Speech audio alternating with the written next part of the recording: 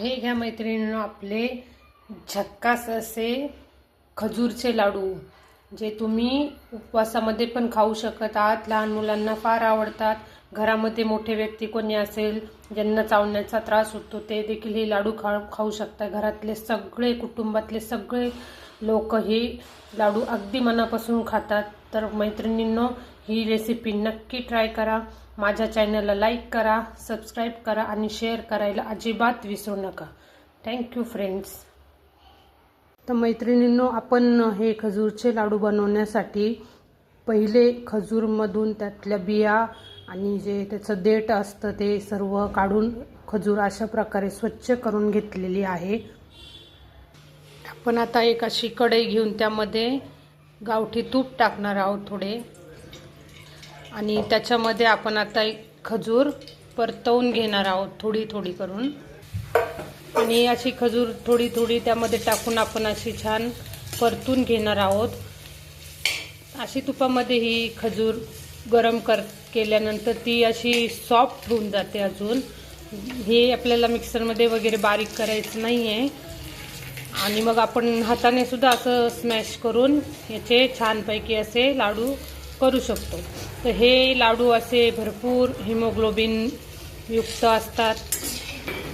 सर्वांनीच खजूरचं सेवन केलं पाहिजे, पण लहान मुलं शक्यतो खजूर खाण्यासाठी टाळाटाळ करतात। तर आपण मुलांना आवडेल असे हे छान लाडू बनवणार आहोत, जेणेकरून त्यांना हिमोग्लोबिन छान भेटेल यातनं। ही खजूर आपल्याला व्यवस्थित सॉफ्ट अशी होऊ द्यायची आहे, आणि पण ती सारखी हलवावी लागणार आहे, नाहीतर ती खाली लागून जाऊ शकते। तर यासाठी कुठलंही खजूरचं किती प्रमाण घ्यायचं किंवा त्यामध्ये मी जे पदार्थ टाकणार आहे अजून काजू, बदाम, किसमिस किती प्रमाण वगैरे असं काही नसतं मैत्रिणींनो। खूप कमी अशा तुपामध्ये पण हे लाडू छानपैकी तयार होते। यासाठी खूप तुपाची पण आवश्यकता नसते। फक्त व्यवस्थित असे ही खजूर सारखी परतवावी लागते, नाहीतर ती खाली लागण्याचे चान्सेस असतात। अशाच पद्धतीने आपण आपली ही उरलेली खजूर देखील परतवून घेणार आहोत। ही सर्व खजूर अशी व्यवस्थित परतवून घेतलेली आहे मैत्रिणींनो। ही फार गरम आहे, याच्यामध्ये आपल्याला लगेच असा हात टाकायचा नाही, नाहीतर चटका बसतो। तर आपण याच्यामध्ये आता काजू पावडर टाकणार आहोत, बदामची पावडर मिक्सरमध्ये हे बारीक करून टाकणार आहोत, आणि हे मनुके तुम्हाला आवडत असल्यास तुम्ही यामध्ये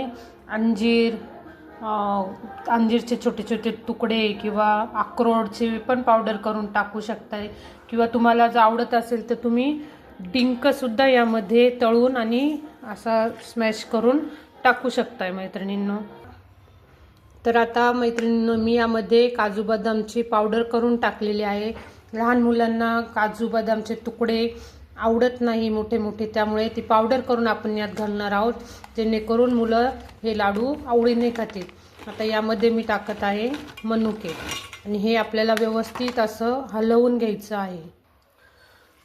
खूप थंड झाल्यावर यामध्ये हे टाकून मिक्स करायचं नाही, तर थोडंसं कोमट असतानाच आपल्याला हे सगळं व्यवस्थित असं मळून घ्यायचं आहे, जेणेकरून काजू बदामचे पावडर आपण तूप वगैरे काही त्यात ते गरम केलेले नाही, परतवलेले नाही, मग ती पावडर आपण यामध्ये ॲड केलेली आहे। तर त्याची एक छान टेस्ट अशी येते, आणि आपले लाडू हे भरपूर दिवस टिकतात।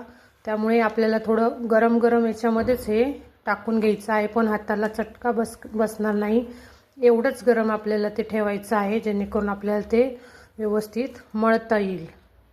आता हे आपण मिश्रण असं व्यवस्थित मळून घेतलेलं आहे, जसं आपण पीठ मळतो, कणिक भिजवतो तसं। आणि आता आपण याचे छान असे खूप मोठ्या आकाराचे नाही आणि खूप छोटे पण नाही, असे गुलाबजाम सारखे मीडियम आकाराचे लाडू बनवणार आहोत मैत्रिणींनो।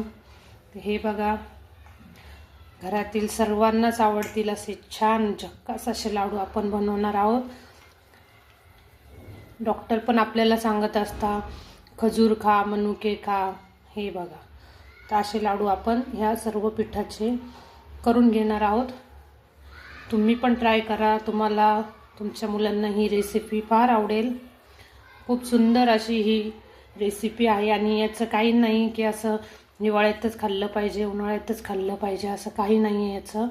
तुम्ही कुठल्या पण सीझनमध्ये हे लाडू खाऊ शकता. कसं आहे मैत्रिणींनो, सकाळी कामाला जायच्या आधी चहा मी घेत नाही शक्यतो. मग अशा वेळेस खूप भूक लागलेली असते, काहीतरी खाण्याची इच्छा झालेली असते, पण घाई गडबडीमध्ये काही खाता पण येत नाही. अशा वेळेस असा एक लाडू खाऊन घेतला तरी पण छान वाटते.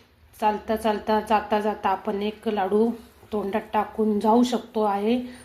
मुलांना पण शाळेत जाताना खजूर, काजू, बदाम असं हातात किंवा खिशात देण्याऐवजी त्यांच्या तोंडामध्ये असा एक लाडू देऊन टाकला तरी पण खूप चांगलं असतं ते लाडू आरोग्यासाठी. मुलं पण आवडीने खातात.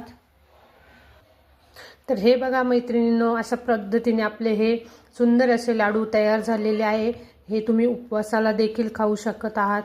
आणि यामध्ये डिंक नाही टाकला तर तुम्ही उपवासाला खाऊ शकता. डिंक टाकला तर कोणी कोणी उपवासाला तो डिंक खात नाही. असे हे आपले सुंदर असे हिमोग्लोबिनचे खजूरचे लाडू असे झक्कास असे तयार झालेले आहे. तर नक्की ट्राय करा. माझ्या चॅनलला लाईक करा, सबस्क्राईब करा आणि ही रेसिपी सगळ्यांपर्यंत शेअर करा. Thank you friends.